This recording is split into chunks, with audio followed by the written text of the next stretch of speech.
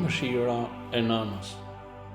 Tregohet se një grua e varfër, e cila mbante me vete 2 fëmijë e saj, shkoi te profeti Muhammed, paqja e bekimet e Allahut qofshin mbi të dhe mbi familjen e tij. Profeti i dha asaj 3 kokra hurmë. Nëna i dha secilit për fëmijëve nga një hurmë, ndërsa hurmën e tretë e mbajti për vetë.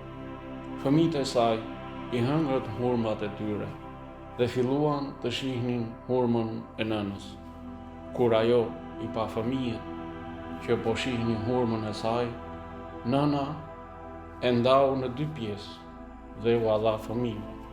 Kur profeti e pa, tha: Allahu do e mëshiroj atë për shkak të mëshirës së saj dhe ja ka bërë obligim asaj xhennet.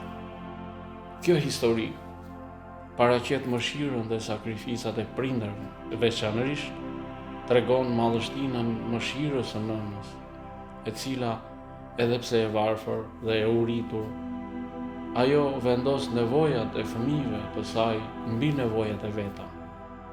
Ajo heq dorë nga pjesa e saj për t'i gëzuar ata. Ky është shembulli më i pastër i sakrificës së nënës. Historia na mëson se vlera e veprës nuk matet me sasinë, por me sinqeritetin. Ajo nënë e varfër nuk kishte pasuri, por kishte zemër të madhe. Një hurmë e ndarë në 2 pjesë u bë shkak për të mëshira e Allahut dhe xhennetit. Kjo na mëson se edhe veprat e vogla, kur bëhen me sinqeritet dhe dashuri, kanë vlerë të madhe tek Allahu. Fjala e profetit tregon një parim të përgjithshëm, se kush mëshiron të tjerët, mëshirohet nga Allahu. Mëshira e nënës ndaj fëmijëve u kthye në mëshirë hyjnore për të. Kjo histori thekson pozitën e lartë të nënës në Islam dhe rolin e saj në edukimin dhe mbrojtjen e fëmijëve, edhe në kushtet më të vështira. Nëna nuk e fitoi xhennetin me pasurinë apo pushtetin, por me zemrën e saj të mbushur me dashuri dhe mshuri dhe vetmohim.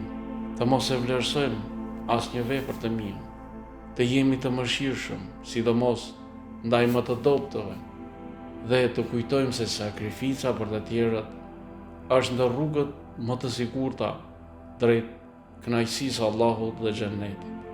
Ti kujtojmë gjithmonë prindërit tanë, të lutemi për ata dhe t'i kërkojmë Allahut që t'i falë, t'i mëshirojë dhe t'i bëjë prej banorëve të xhennetit.